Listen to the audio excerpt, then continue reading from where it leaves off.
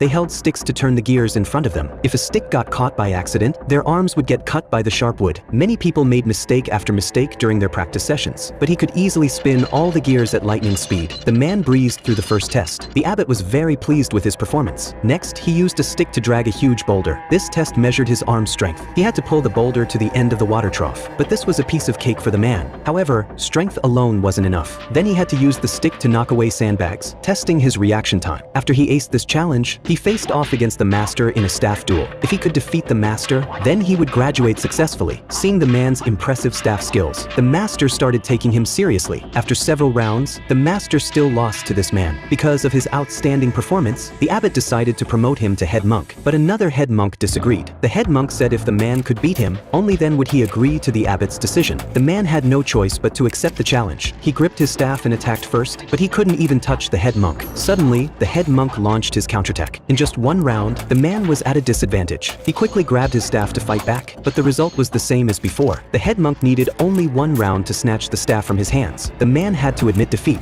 To beat the head monk, the man began training hard with the Zen staff. While practicing, he thought about ways to counter the head monk's moves. The next day, he immediately challenged the head monk again. However, his plan techniques were useless. Instead, he was dominated at every turn. The man had to give up again. Frustrated, he went to the bamboo grove to think, until he accidentally cut through a bamboo stalk. He discovered the bamboo would swing back and hit him. Seeing this, the man cut another section of bamboo. He held 3 connected bamboo sections and suddenly had a new idea. The next morning, he challenged the head monk again. This time, he took the upper hand right from the start. Against the head monk's full assault, he could handle it with ease. When he attacked the head monk with his new weapon, the head monk struggled to defend himself. Finally, he found his opening and knocked the sword from the head monk's hands. When the head monk tried to retrieve his weapon, he was subdued on the spot by the man. This time, he finally agreed to the abbot's decision. From then on, the man became the head monk of Shaolin Temple.